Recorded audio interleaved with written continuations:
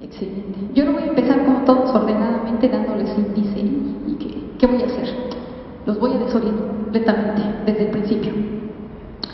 Bueno, estos son como facts, hechos de cinturón de Kuiper. Ya ahora entiendo por qué todo el mundo pregunta si están oyendo bien. Es que le mueves para acá y ya no oigo yo lo que estoy diciendo. Bueno, algunos de los misterios interesantes del cinturón de Kuiper que ya conocemos son... Esperen, porque aquí falta una imagen. No, está ahí atrás, lo que pasa es que no se ve. Ahí está. Claramente el cinturón de Kuiper, el Sol en el centro. El cinturón de Kuiper, como ustedes saben, está dinámicamente excitado, que quiere decir que tiene una altura inexplicable que no podemos explicar con ninguno de los fenómenos, con ninguno de los planetas internos, como Neptuno, que es el más cercano.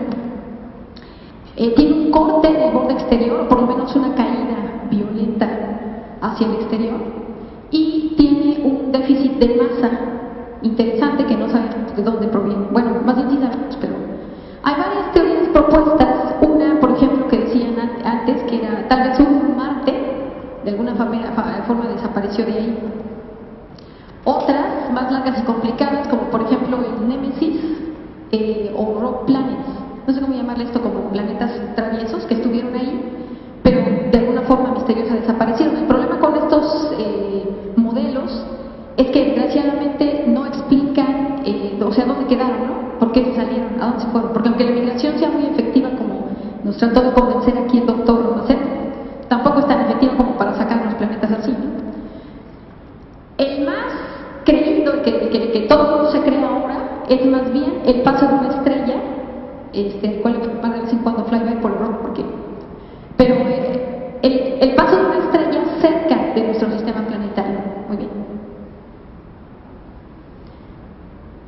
Bueno, otra cosa interesante, aparte de lo que ya sabemos de nuestro sistema planetario, es que conocemos otros cinturones de Kuiper, parecidos, el análogo al cinturón de Kuiper en otros sistemas planetarios. Fomalhaut y otros más, ¿no? Que no me sé los nombres y no los puse aquí. Bueno, otros sistemas más. Entonces, hay muchos en la Vía Láctea. Entonces, creemos que pueden existir discos de acreción o crecimiento y seguramente protoplanetarios en todas las regiones de nuestra Vía Láctea. Entonces, dado que hay alrededor de 10 a la 10 posibilidades, solo en nuestra galaxia, es importante pues tratar de discriminar en qué regiones probables para la búsqueda de lo siguiente. Entonces ahora sí, ya los oriento. ¿Por qué se habla de cinturones de Kuiper? Y de Brit disks, de discos estos de restos, como discos planetarios. Nosotros somos como la basurita, el resto de la formación estelar del Sol. No somos nada. Bueno, la dinámica, les voy a platicar un poquito de un trabajo que hicimos entre mi estudiante Juan José Jiménez, que ahorita está en Alemania haciendo el doctorado, hizo una tesis de maestría, Santiago Torres, que hizo una tesis de licenciatura, George Lake, él en realidad es un cosmólogo mercenario que se dio cuenta que en planetas había mucho dinero. Bueno, a mí ahorita me acaban de decepcionar, no sé qué estoy diciendo aquí, me acaban de decir que ya tampoco hay dinero para planetas. Y Antígona Segura, que es la que dice de sistemas planetarios. Entonces, bueno, por cierto, yo soy del Instituto de Astronomía de la UNAM. El propósito de este trabajo, y me llamo Bárbara, por cierto, Bárbara Pichardo. No sé si lo dije acá. Sí, está. El propósito de este trabajo, entonces, es un estudio dinámico estadístico de cómo son los sistemas planetarios en diferentes ambientes de la galaxia. Dado que en realidad aquí, como les decía, muchos mercenarios de aquí somos en realidad gente que hace dinámica o que hace galaxias o supercúmulos o cosas así, nos dimos cuenta de que la papa viene de los planetas. Hacía dinámica galáctica y pensaba que era de lo más rudo y lo más difícil, pero en realidad cuando uno se mete a hacer dinámica de sistemas planetarios, específicamente por ejemplo el sistema planetario, ve uno que es mucho más complicado porque uno tiene detalles, por ejemplo de órbitas al centímetro, ¿no? Que puede uno medir con Marte, y con eso pues uno no se puede equivocar, uno no puede poner ahí un modelo cualquiera, tiene uno que hacer específicamente modelos muy buenos para reproducir las observaciones. También como las observaciones se volvieron muy buenas, entonces ahora la gente gente que hace teoría pues también tiene que empezar a ajustarse a la realidad, que antes no nos importaba, ¿verdad? No importaba lo que... No lo reproduzco, ¿qué importa? Pero ahora sí, porque si no ya no lo leen a uno.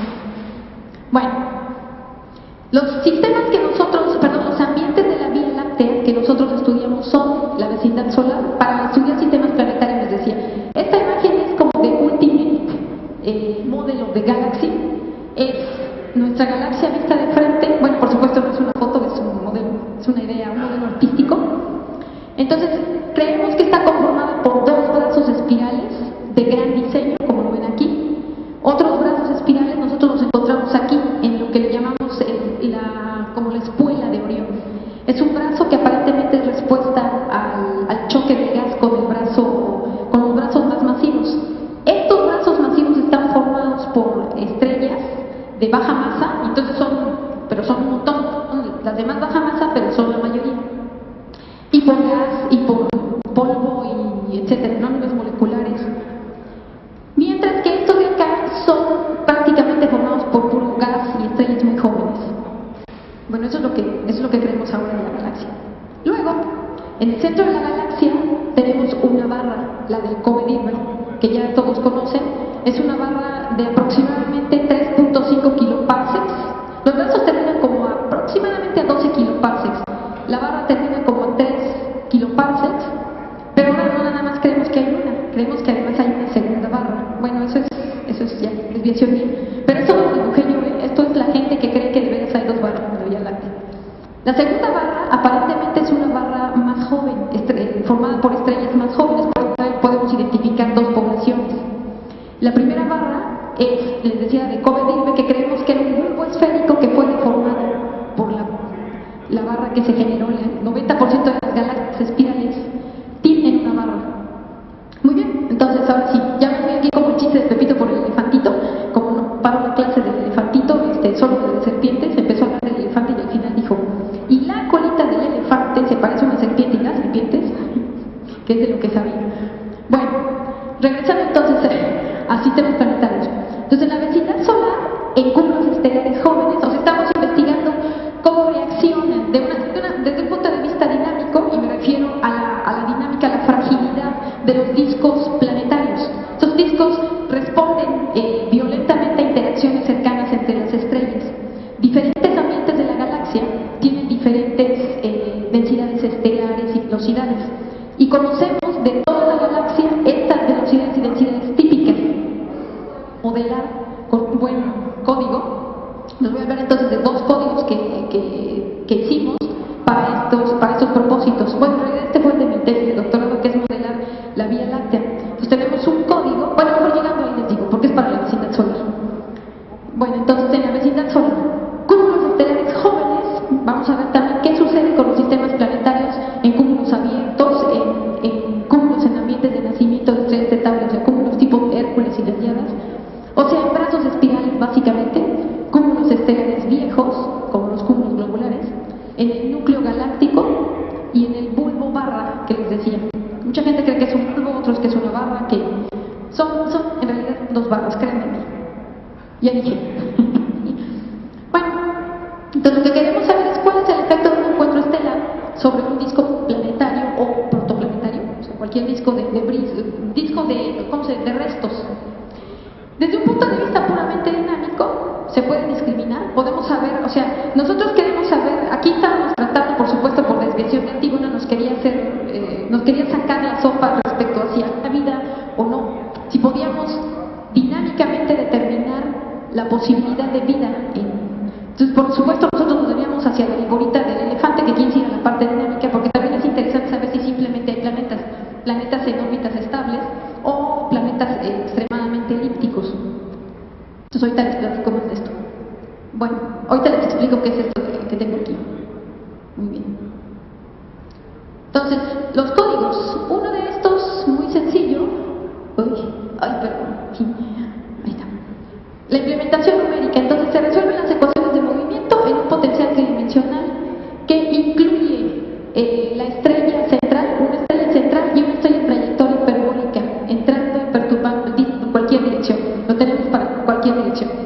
Utilizamos un integrador excelente que es el Bullish-Stover, es un integrador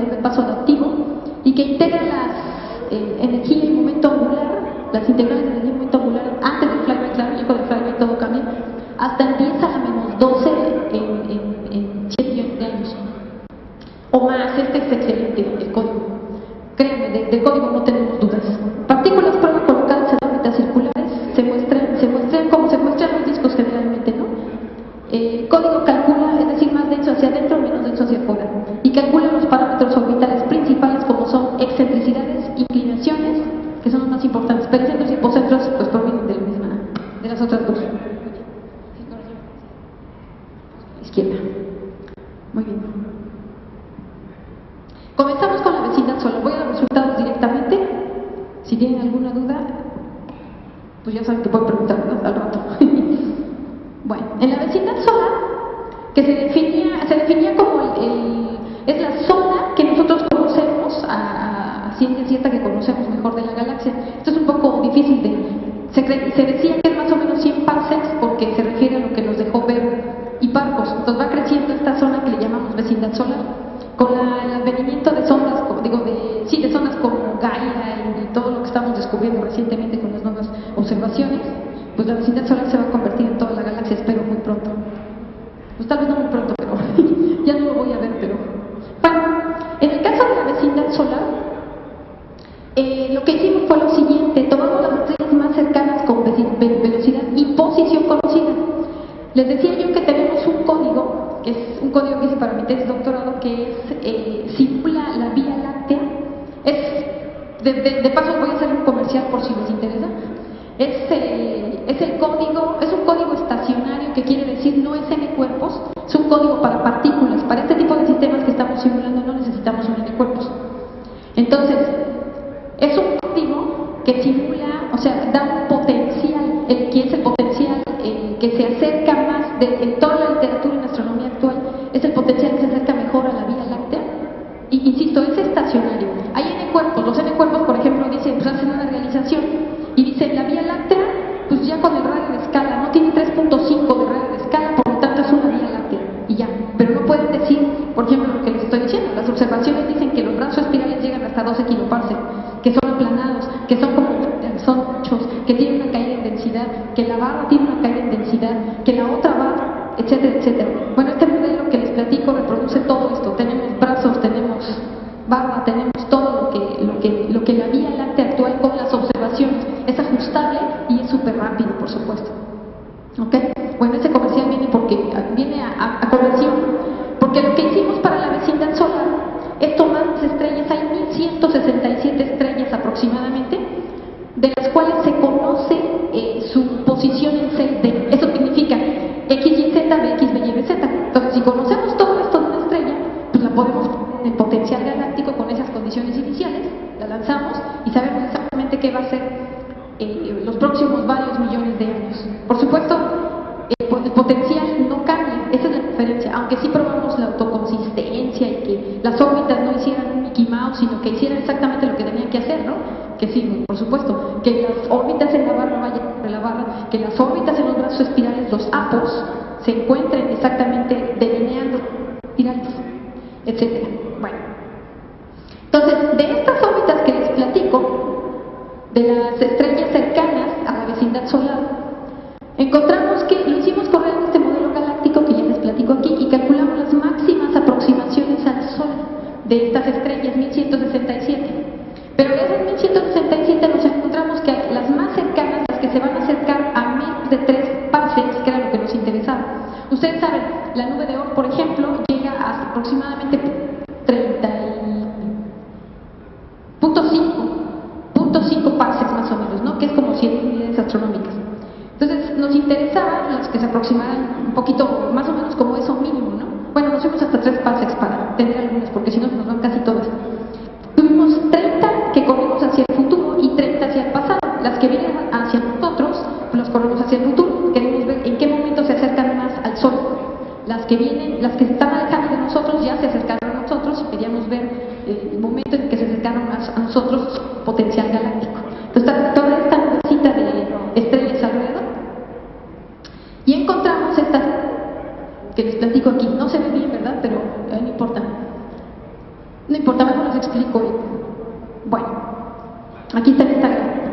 Entonces están todas estas, son las 167, son todas las estrellas. Entonces tenemos este diagrama que marca el tiempo, esto es hacia el pasado, los negativos son hacia el pasado y hacia el futuro. Las acercamos, esta es la distancia de máxima aproximación al Sol. Y aquí tenemos, por supuesto, pues una observación compartido este artículo porque estaba muy preocupado porque decía, pero ¿cómo saben? Si no utilizaron los errores, ¿cómo pueden jurar que esa estrella no va a llegar y nos va a acabar, no? Entonces lo que él dijo, bueno, háganlo con errores. Hijos, eso fue otro año.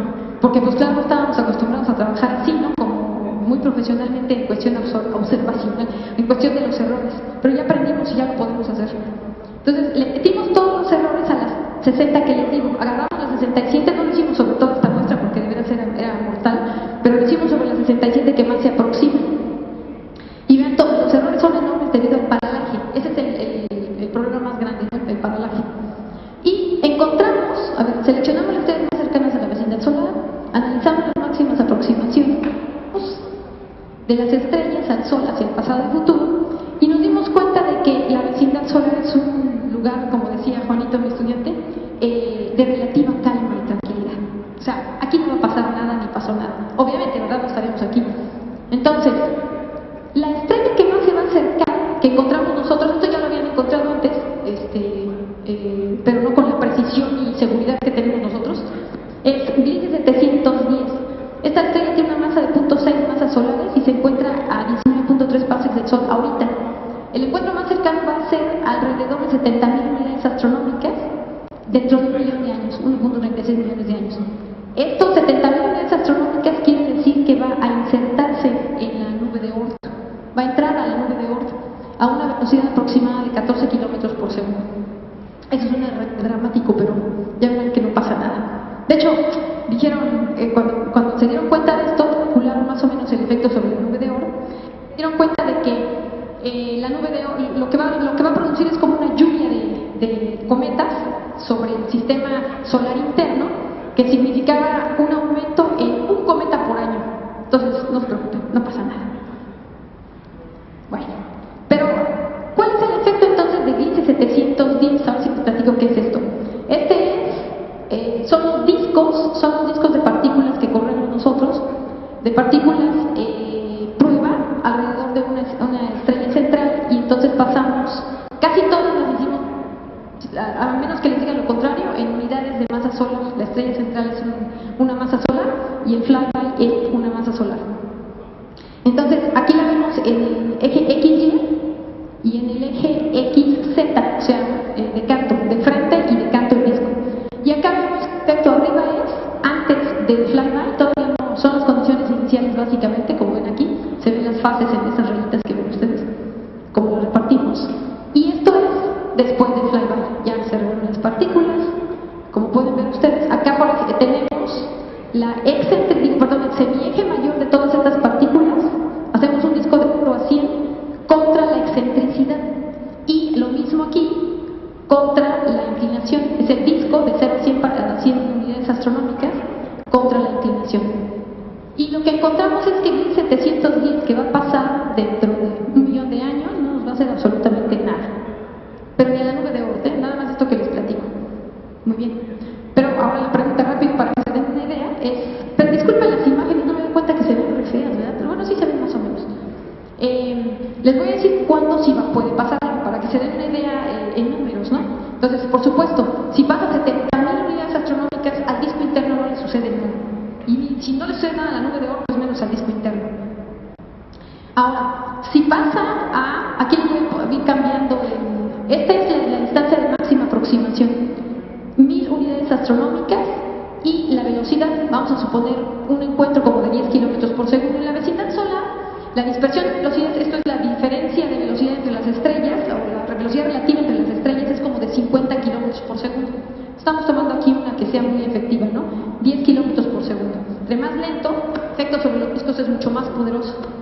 Bueno, entonces aquí tenemos lo mismo, el encuentro otra vez, antes del encuentro, después del encuentro.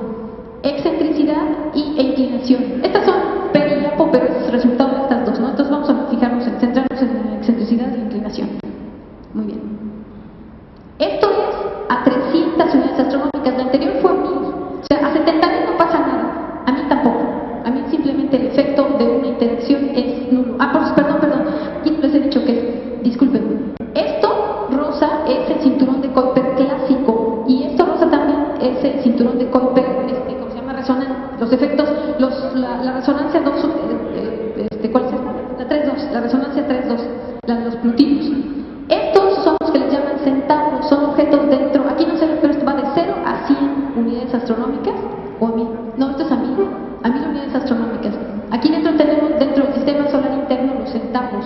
Esto es una dinámica distinta que tiene que ver con Júpiter y otras cosas, esto lo vamos a hacer ignorar. Hacia acá afuera están los que les llaman los objetos dispersos. Esto es de veras, este es el sistema, el cinturón de Kuiper de veras. Como lo estamos haciendo aquí en la vecindad solar, estamos hablando del sistema real. Lo que está acá abajo en azul son las simulaciones, todo lo que está en azul. Entonces acá abajo, como ven, no se mueve nada.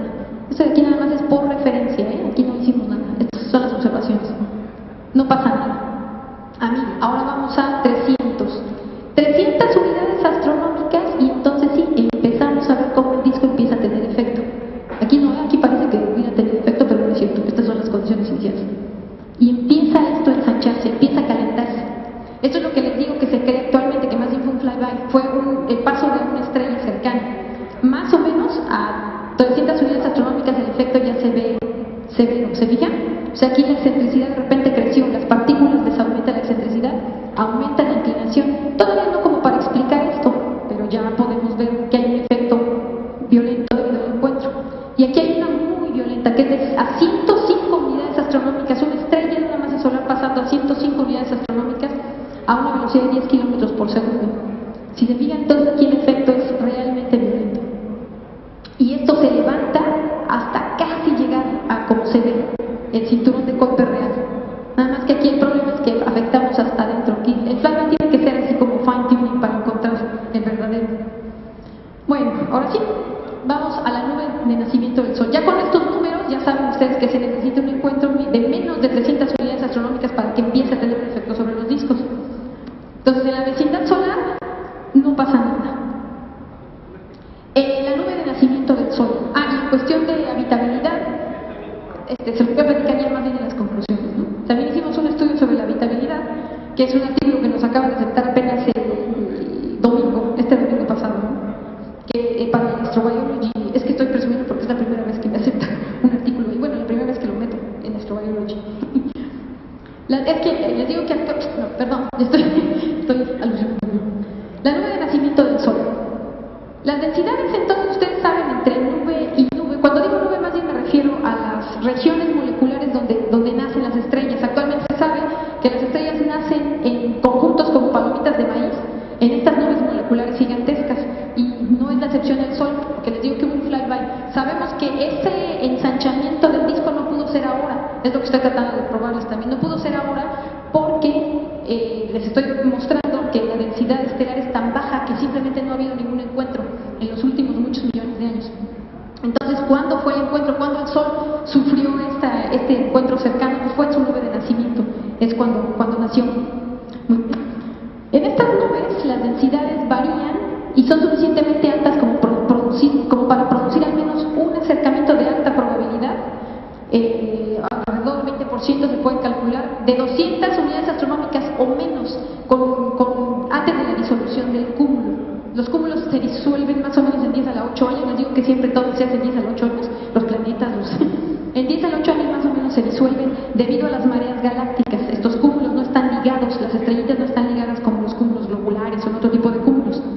La dispersión de velocidades en este caso es del orden de 1 kilómetro por segundo. Entonces el estudio era muy interesante, que les digo dinámico, porque la galaxia tiene velocidades desde muy bajas, alrededor de menos de 1 kilómetro por segundo en este tipo de nubes de nacimiento de las estrellas, hasta velocidades de 500 kilómetros por segundo en el centro de la galaxia. Bien, entonces, en este caso, ¿qué encontramos? Creo que no tengo todas las... Ahí está otra vez el cinturón de Kuiper como referencia y aquí están las simulaciones. Entonces, en estas simulaciones, después de hacer un montón de experimentos, se los digo en resumen, encontramos, ahí está. Esta es la excentricidad para diferentes parámetros de aproximación, o sea, distancias de aproximación de la estrella flyby con la estrella central. Esto es con el Sol. Entonces, a 50 unidades astronómicas, a 100 unidades astronómicas, a 150, a 200 unidades astronómicas. Del lado, aquí tenemos por el tamaño de los discos que van de 0 a 100, que les había platicado, y es la excentricidad lo que estamos midiendo. Excentricidades muy altas es importante, déjenme decirles, en cuestión de habitabilidad, porque las zonas habitables debido a que son estrellas, son esféricas. Las zonas habitables son regiones, son bandas o anillos que tienen un tamaño específico dependiendo de la estrella, donde los planetas que se encuentren dentro de estas bandas, como nosotros, afortunados, pueden dar origen a la vida. Si una estrella no se encuentra en como Venus o como Marte, no hay manera de que se dé una cosa, un fenómeno como el que nosotros conocemos como la vida, como lo conocemos nosotros. Claro, como lo conocemos nosotros. O sea, ustedes entienden. Bueno, entonces, es respetable cosa. Entonces, cuando nosotros inducimos un golpe gravitatorio como el de una estrella a estos cuerpos, les digo que el sistema es muy frágil. No solamente es que los planetas se vayan volando, es que los planetas se ven alterados dinámicamente y producen excentricidades enormes en los planetas. Excentricidades quiere decir que los planetas entonces entran y salen de esta zona habitable, y entre más grande la excentricidad, pues menos tiempo pasan. Se puede aceptar cierta excentricidad gracias a las atmósferas que aguantan un ratito, tienen un calor específico que aguanta un ratito antes de que se congelen los seres dentro de un planeta. Pero si la excentricidad es extrema, o sea, es más allá de 0.4, les voy a decir el número con el que vamos a trabajar, es más allá de 0.4, en algunos casos dependiendo de si es supertierra, no sé qué, pueden aguantar un poquito más. Pero más allá de 0.4 ya los planetas no son habitables. Por eso es que nos interesaba mucho saber hasta dónde levantaba la excentricidad. Bueno, entonces, lo que queríamos reproducir en esta primera del Sol, o sea, en el cinturón de Kuiper, queríamos reproducir el cinturón de Kuiper, por supuesto. Y nos encontramos con que la mejor forma, pues esto se aleja mucho, ¿no? Queremos reproducir todos estos cuerpecitos, que son los del cinturón disperso. Entonces, si nos vamos después del flyby hasta acá, pues encontramos que más o menos esta banda, que serían cuerpos, un acercamiento de una estrella, una flyby de 150 unidades astronómicas, puede dar aproximadamente las características del cinturón de Kuiper actual. Entonces son los cuerpecitos, cada uno de estos es un cometita de nuestro disco, el cinturón de Kuiper. Muy bien. Y esta es la inclinación, la inclinación, aproximadamente, ¿no? Más o menos sí me creían que por aquí está. Un flyby de estas características, se acercó a 150 y llevaba una velocidad como de... ¿Dije la velocidad? No, ¿verdad? Aquí debe venir. Como de 100 puse aquí, pero yo diría más bien como 150, con una velocidad de 3 kilómetros por segundo, que es la velocidad típica en estas nubes de nacimiento, en la nube de nacimiento que se cree que del Sol, o en los cúmulos abiertos. Otro tipo de cúmulos abiertos lo hicimos también para Messier 67. Entonces, en conclusión, los cúmulos abiertos tienen la posibilidad de levantar muy poquito los parámetros, o sea, no afectan a la formación de planetas, no afectan los cúmulos abiertos ni siquiera cuando están naciendo a la forma de los discos internos, la parte interna de los discos por lo menos. Hay cúmulos como el 96% de los cúmulos no sobreviven, me refiero juntas las estrellas, se salen 10 al 8 años, se separan, no sobreviven la salida de su nube molecular donde nacen. Entonces cuando salen de la nube molecular ya están disociados completamente. Solo el 4% de estos cúmulos sobreviven. Y uno muy interesante es M67, que está como a 0.7 kiloparsecs de nosotros, está muy cerquita. Bueno, es el más cercano de los cúmulos abiertos.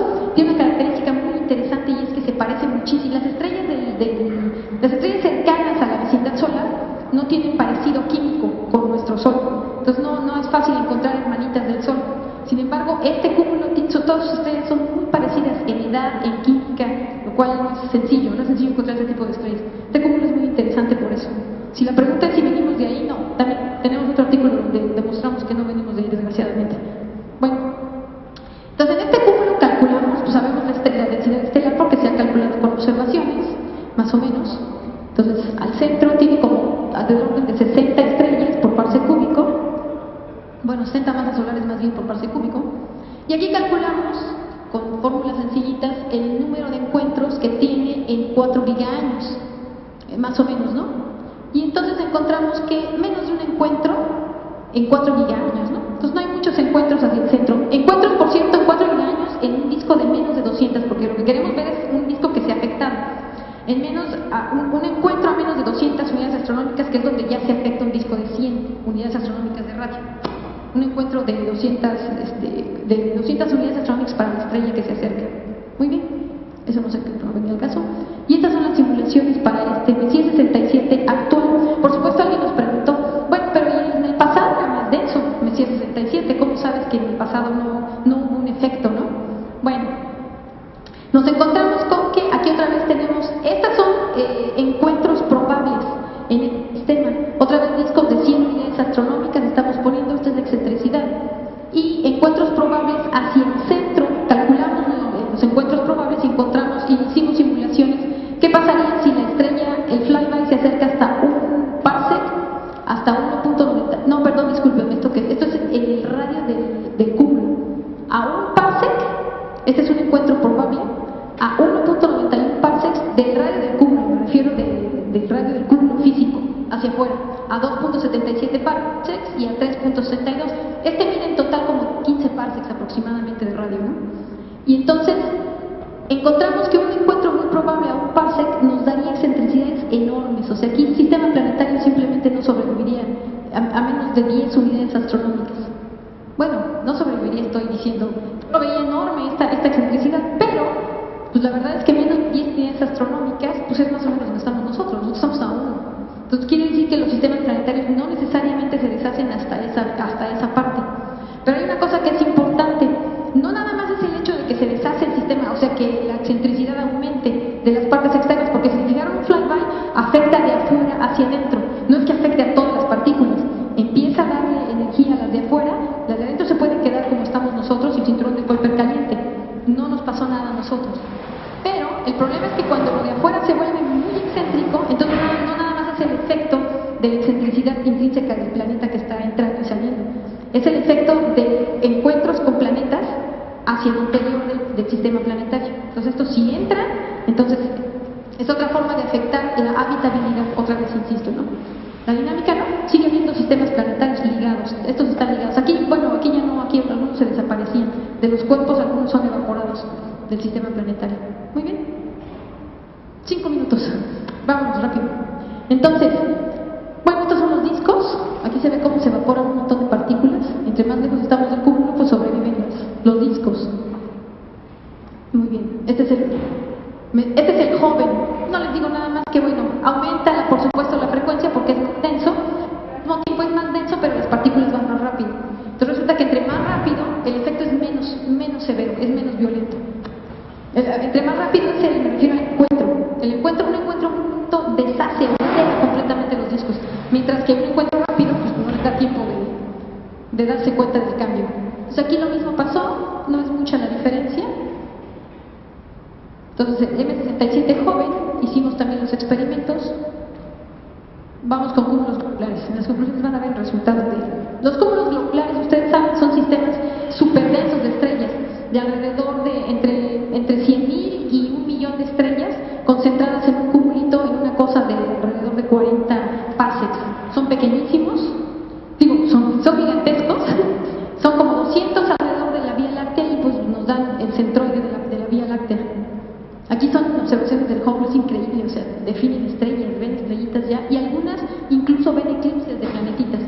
Entonces teníamos que demostrar que tenía que haber planetas, porque nosotros decíamos, no, se va a evaporar todo ahí, seguramente que... Esto es muy interesante porque lo hicimos para M13, CNGC 60, bueno, este número que no alcanzo a distinguir, no me acuerdo bien, pero es M13, eso es, 62. Este cúmulo es muy interesante porque saben que en 1970 y algo, SETI, que son los de la búsqueda de la vida extraterrestre, apuntaron a este cúmulo porque como se les estaba acabando el presupuesto, cada vez les daban menos dinero y empezaron a apuntar a lugares de densidad alta estelar. Pues nos teníamos la pregunta, y si técnicamente resulta que de todos modos no hay posibilidades de vida. Bueno, les adelanto, de todos modos no hay posibilidades de vida por otras muchas razones. Una es la metalicidad. Se supone que para que un sistema planetario se forme, para que se formen los planetas, necesitan una metalicidad relativamente alta. La mayoría de los cúmulos, de los 200, como 180, tienen muy baja metalicidad. No es suficiente para la formación de planetas rocosos. Gigantes sí, pero rocosos tal vez no. Y en el caso de M13, pero hay algunos, M13 es uno de los más menos metálicos, más viejos, o sea, aquí de plano no. Pero todos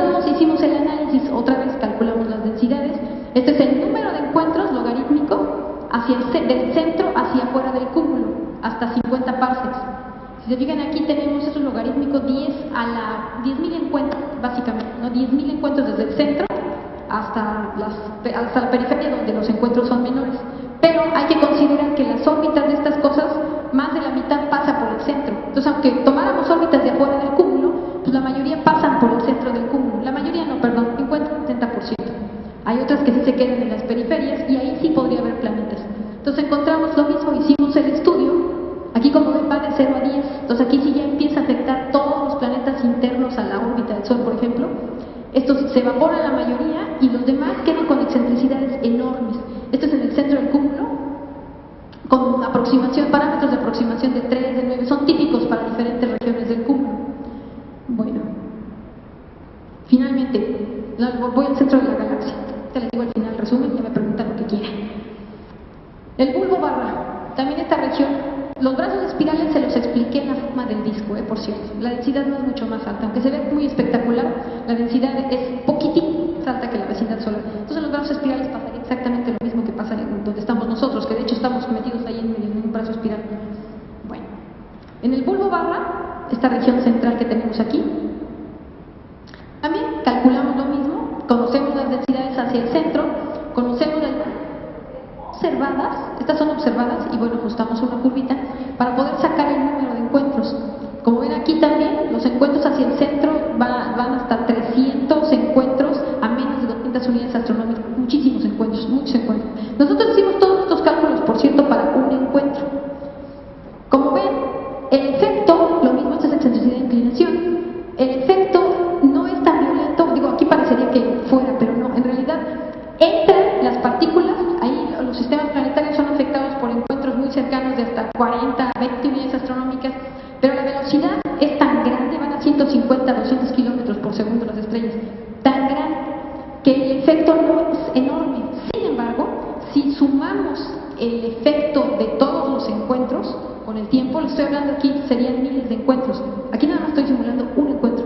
Los discos planetarios simplemente no sobrevivirían aquí, en esta región. En la región me refiero dentro de 1 kiloparsec de la Vía Láctea. O sea, estoy hablando de una región aquí central, ¿no? En el mero centro. Hacia afuera, hacia la periferia, la Vía Láctea, la barra cae violentamente la densidad, como ven aquí. La densidad cae rápidamente como a 400 parsecs ya, o menos, o un poquito más tal vez, como 800 parsecs, la densidad ya es muy baja, muy baja.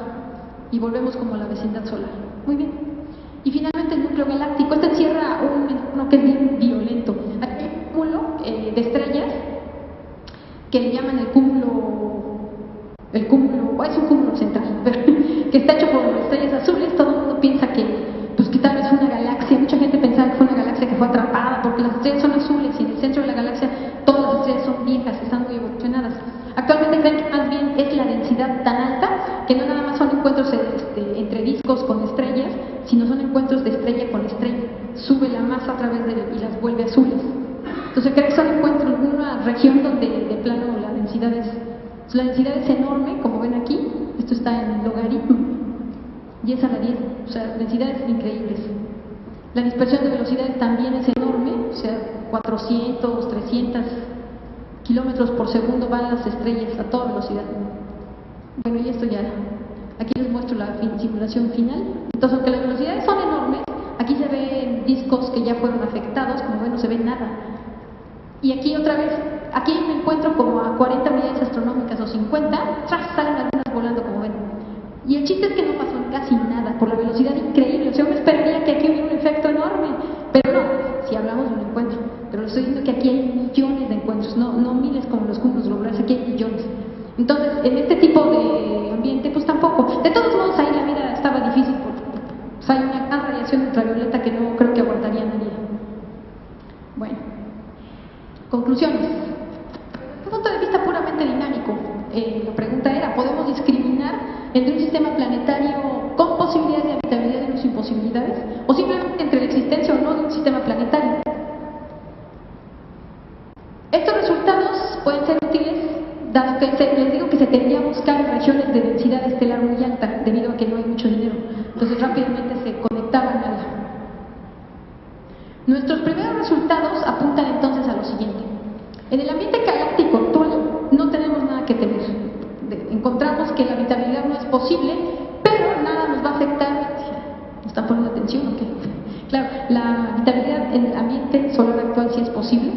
por supuesto, en toda esta región, todo este anillo de varios kiloparsecs alrededor de nosotros, o sea, son como más o menos 3 kiloparsecs alrededor de nosotros, no hay ningún problema. No les dije esto, pero también hicimos un cálculo, una aproximación muy simple, la aproximación de impulso para las nubes de Oort, y nos dimos cuenta de diferentes regiones si sobreviven o no. Esta nube de Oort de la que les habló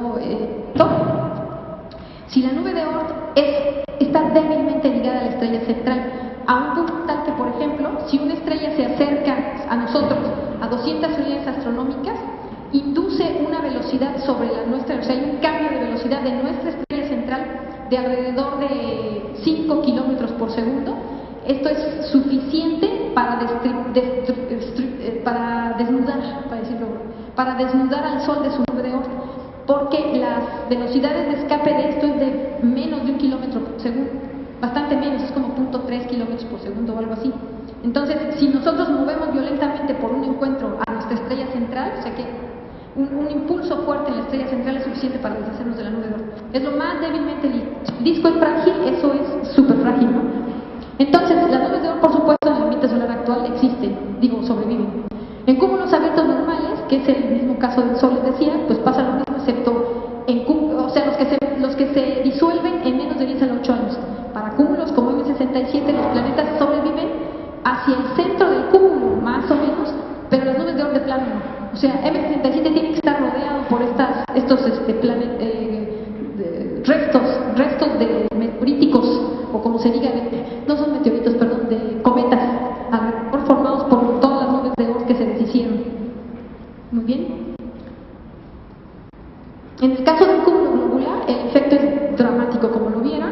Las posibilidades para planetas habitables son reducidas, aunque no son cero hacia la periferia, como para el 40% de las órbitas que se quedan en la periferia. Las nubes de Oort de plano ahí no sobreviven a casi ningún problema. La barra galáctica hacia afuera, más de 0.5 kiloparsecs estoy hablando, del centro, los planetas sí sobreviven y las nubes de Oort también, pero muy afuera, hacia el centro de la Vía Láctea, ahí no hay posibilidades de nubes de Oort. Y finalmente, en el núcleo de la galaxia no sobrevive nada.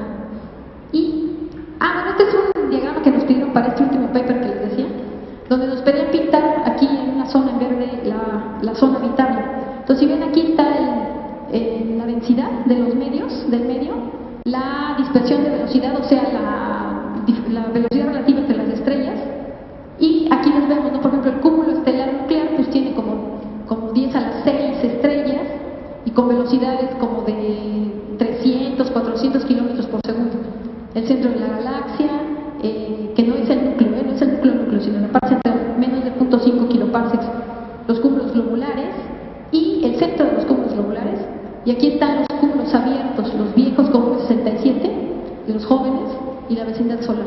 En esta zona verde es la que se refiere a un solo encuentro, hacia acá ya serían 10 a la 2, 10 a la 3, etc. Un solo encuentro, esta es la zona donde existe la posibilidad de vida para la Vía Láctea. Y creo que... sí, bueno, hemos sido conservadores, por cierto, porque solamente hicimos un encuentro. Terminaremos con eso. Y ya.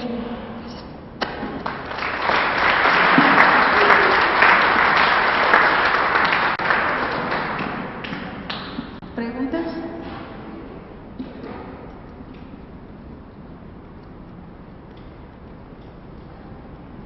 Y Bárbara, aun cuando estos encuentros son rápidos, son, no sé, cientos de miles de años o decenas de miles de años, ¿no? Entonces, como que en esa escala de tiempo el efecto de los planetas mismos debería de ser importante, ¿no? Si tú pones una colección de partículas ahí, en 10.000 años, los planetas van a ser también su propio despapalle, ¿no? Eso es correcto. ¿Tú no estás poniendo eso? No estoy poniendo los planetas porque en realidad no me interesaban los detalles finos, seculares, de que si se hace una resonancia, de que cuando viene un encuentro, yo soy violenta, entonces yo quiero saber qué pasa con un encuentro. Un solo encuentro violento borra todo lo que tenga que ver con planetas y lo que tenga que ver con... Lo que me interesaba saber, efectivamente, una vez que calientas uno de estos discos, pues ya no hay forma de enfriarlo, y si lo calientas con un fenómeno tan violento como ese, pues ya la verdad es que lo que pase entre planetitas, y además depende del sistema, tienes razón. En la vecindad polar no pinta para nada los encuentros, es cierto. Ahí sí es más bien la dinámica del sistema planetario lo que priva y no lo estaba tratando de ver porque, insisto, otra vez no me interesaba todavía las resonancias y caos y ahora ya me interesa. Pero estaba introduciéndome a sistemas planetarios por aquí. Pero en sistemas como la nube de nacimiento del Sol, por ejemplo, pues un encuentro ya le da una importancia enorme. Por ejemplo, el cinturón de Kuiper. Un solo encuentro cambió todo, aunque es cierto que los planetas han hecho los anillitos y todo, pero la verdad es que un encuentro borra cualquier. Y esos son los menos densos, ¿no? En el resto, la dinámica de los sistemas planetarios no sirve para nada. En los más densos, quiero decir. Sí, Bárbara, la distribución que usas para la nube de Oort, ¿qué tipo de distribución orbital usas? Y si es la misma para los distintos ambientes. En el caso de la nube de Oort, todavía no estoy haciendo simulaciones, ahora las vas a hacer tú, ya vi que estás en eso, entonces te voy a dar mejor el modelo y tú lo haces. No, en las nubes de Oort lo que hice fue aproximación de impulso.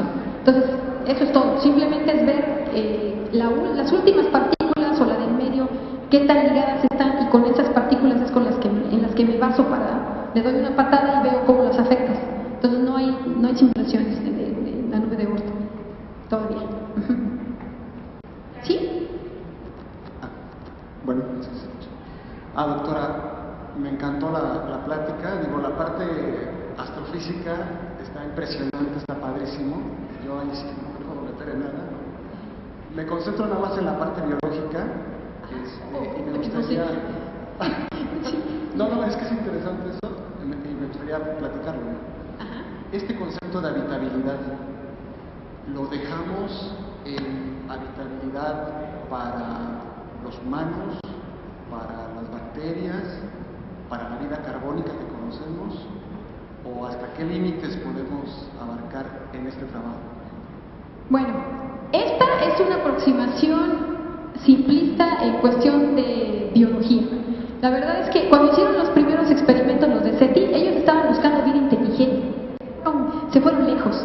Eso fue lo que Los nuevos astrobiólogos ya son muchísimo más experimentados, más profesionales y ya saben que buscar vida inteligente va a estar canijo. Entonces lo que hacen es buscar pruebas en las atmósferas y cosas bien complicadas. Esta aproximación es simplista en el sentido de que no estamos considerando de que si las atmósferas, de que si la existencia de la vida es algo muy delicado y no es fácil que se dé. Digo, en 100.000 millones de estrellas, 10.000 millones de galaxias, lo más probable es que haya muchas. Pero no es trivial decir cuáles son todos los factores que hicieron que nosotros estuviéramos aquí. Por ejemplo, las nubes de Oort es un ejemplo de por qué decía, pero aquí no importa si las nubes de Oort son destripadas o no, si se van. Hay una teoría que dice que mucha del agua que está en la Tierra proviene de objetos de la nube de Oort que cayeron, ¿no? En el principio de los tiempos. Y sin la nube de Oort, sin la Luna, sin Júpiter, sin varios factores del sistema planetario no estaríamos aquí. Efectivamente, esta es nada más otra de las cosas que nosotros decimos que puede discriminar entre varias regiones de la galaxia para que uno no se canse buscando ahí vida. En realidad nosotros lo hicimos no para la astrobiología, lo hicimos para la dinámica, porque queríamos ver cómo serían los planetas, cómo estarían, si la gente los observadores van a empezar a encontrar planetas de alta excentricidad para que los busquen de esa forma, o no, o en qué regiones los buscan, con qué sistema. Esa es la idea de esto, ¿no? Ya la astrobiología, son palabras mayores y todavía estamos tratando de entender. Esto todavía es ciencia ficción en algunos puntos. Entonces, podríamos decir que la visión simplista, decirlo, se quedaría hasta el término de habitabilidad para nosotros, los seres humanos. Sí, digamos que esto es como una, dice que no, y tú contesta entonces, que es una condición necesaria y suficiente lo de la excentricidad.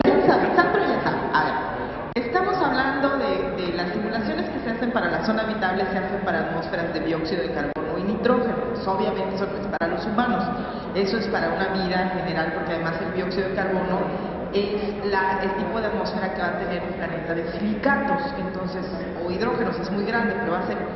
Entonces, la atmósfera que estamos usando es la más general para un planeta que va a tener un efecto invernadero, que va a tener agua líquida en la superficie. ¿Qué estamos suponiendo? Que el agua necesita agua, que la vida necesita agua líquida en la superficie, nada más. No suponemos otra cosa, entonces eso no es vida humana, es cualquier cosa. Bueno, y te digo, como dije antes, esta es una condición más bien como necesaria y no suficiente para que la vida. Es necesario que estén en órbitas circulares, o más o menos circulares, con baja excentricidad.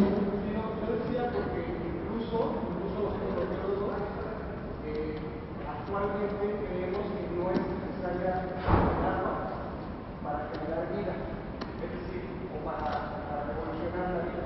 La vida que conocemos, sí, o sea, la vida carbónica que todos tenemos, sí, o sea, tuvo su origen en el agua, porque era un planeta con agua, pero tenemos la creencia de que en un planeta que a lo mejor no tiene las condiciones parecidas al nuestro, la vida podría originarse de otras formas. ¿Por qué? ¿Basados en qué? Bueno, en que hemos encontrado que la vida en este planeta, los extremófilos, se adaptan a condiciones increíbles, o sea, que antes no habíamos imaginado.